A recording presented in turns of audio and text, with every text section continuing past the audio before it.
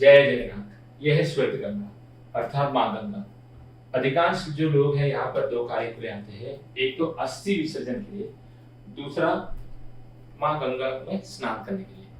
अब यहाँ पर जो है उनकी क्रियाकलाप अर्थात जो लोग अस्थि विसर्जन के लिए आए हैं वो अपना छठा, सातवां, आठवां, नौवां, 10वां और 11वां और 12वां तिथि करने के लिए भी यहाँ पर रहते हैं और लोग यहाँ पे बाल भी मुंडवाते हैं।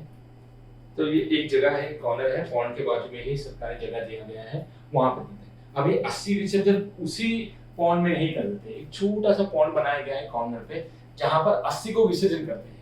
अर्थात इसका अर्थ ये नहीं है कि पूरे पॉन्ड में जो है अस्थि विसर्जन करे सब, नहीं, छोटा सा जगह दिया गया है उसी में ही अस्थि विसर्जन करते हैं। ये एक बड़ा महत्वपूर्ण जगह है जगन्नाथपुरी में।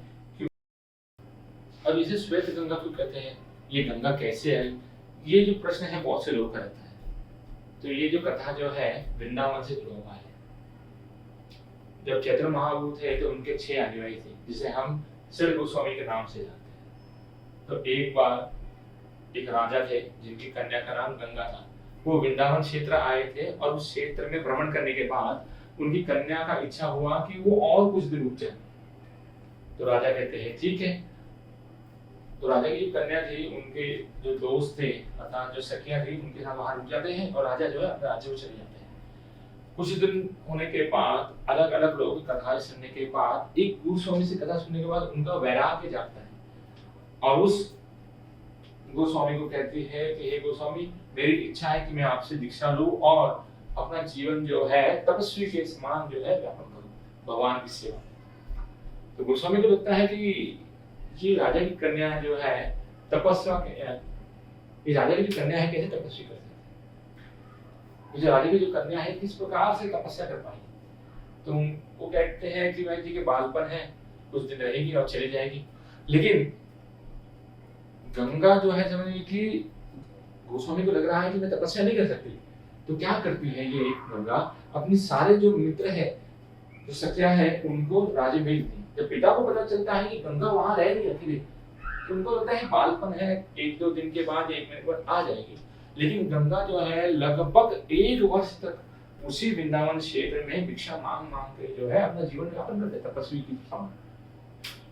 जब गोस्वामी को पता चलता है तो उनपे कृपा करते हुए दीक्षा प्रदान करते हैं और कहते हैं कि हे गंगे, आप जगन्नाथ जी की सेवा कीजिए, वृंदावन से आप जगन्नाथपुरी जाइए और वहां पर जगन्नाथ जी की सेवा कीजिए।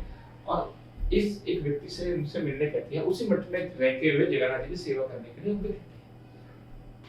तो ये राजा की कन्या है गंगा जगन्नाथपुरी जाती है और उस मठ में रहते हुए जगन्नाथ जी की सेवा करती है अलग अलग प्रकार से।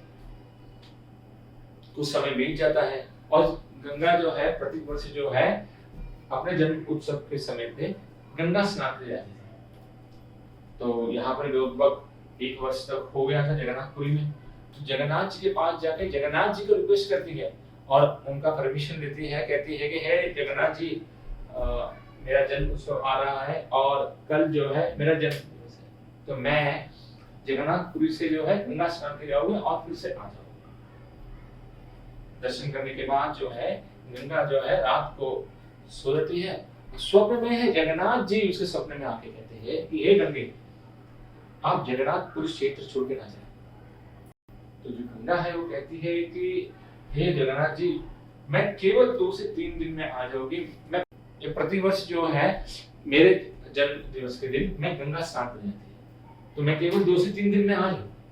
जगन्नाथ जी कहते हैं कि आपको गंगा स्नान के लिए जगन्नाथपुर छोड़ जाने की जरूरत ही नहीं है, गंगा यहाँ पर ही है। गंगा कहती है कि मैंने तो कहीं गंगा देखा नहीं, लगभग 1 वर्ष हो गए मुझे यहाँ पर रहते हुए, लेकिन मैंने तो गंगा देखा नहीं। तो जगन्नाथ जी कहते हैं आपको शंका है। तो गंगा कहती है कि अगर यहाँ पर ही गंगा है तो मैं जगन्नाथपुर छोड़ क्यों जाऊंगी। तो जगन्नाथ जी कहते हैं ठीक है, कल मेरे दर्शन करने के लिए जब आप आओगे तो मैं आपको गंगा स्नान करा दूंगा। तो गंगा कहती है ठीक है। इतना कहते हुए सुबह जब उठते हैं और जगन्नाथ जी के दर्शन के लिए जैसे ही अपने मठ से बाहर जाते हैं तो इतने दिन बहुत ही बड़ा मेला लगता है। जिस बार से गंगा उत्सव जब होता है तो अलग अलग मेले लगते हैं, उसी प्रकार से लोग जो है रंग बिरंगे कपड़े पहने हुए हैं, बच्चे घूम रहे हैं, अलग अलग मेले लगे हुए हैं और बड़ा ही उत्साह पूर्वक चल रहा है। जब उनको विश्वास हो गया कि भाई यहाँ ही गंगा है, और देखे तो एक जगह पे गंगा स्नान के लिए लोग अलग अलग साधु लोग जो है उसमें स्नान कर रहे हैं, तो ये भी गंगा जो है उसी गंगा में स्नान करने लगती है। और स्नान करते करते करते एक बड़ी सी लहर जो आती है, और उस गंगा अर्थात जो राजा की जो पुत्री है गंगा है, उसको बहा के लेके चली जाती है। और ये किसी प्रकार से अपने आप को बचाते हुए एक छोर में जो है उस पत्थर को पकड़ लेती है और अपने आप को बचाती है। कुछ समय के बाद जब वो आंख खोलती है, पानी कम होता है, तो देखती है सामने जगन्नाथ जी का विग्रह है। जगन्नाथ, बलभद्र और सुभद्रा का जो है वो विग्रह है, चक्रसूत्र महाराज जी। और जब जगन्नाथ को देखते कहती है, तो जगन्नाथ कहते हैं अब विश्वास हो गया गंगा है? हाँ। और उसी के बाद कुछ समय के बाद जगन्नाथपुरी का जो मंदिर है वो पट खुलता है, और सारा पांडा देखते हैं कि ये जो गंगा है ये विग्रह के नीचे ही जो है वहां पर है, और सारा वृत्तांत जो है ये बताया जाता है। तो उस समय से ये जहाँ पे स्नान किए थे वो वही क्षेत्र है, इसके लिए इसे कहा जाता है श्वेत गंगा। तो लोग जो है यहाँ पर ही आते हैं अपने अलग अलग जो है स्पिरिचुअल करने के लिए, गंगा स्नान के लिए लोग आते हैं। जगन्नाथ स्वामी की जय।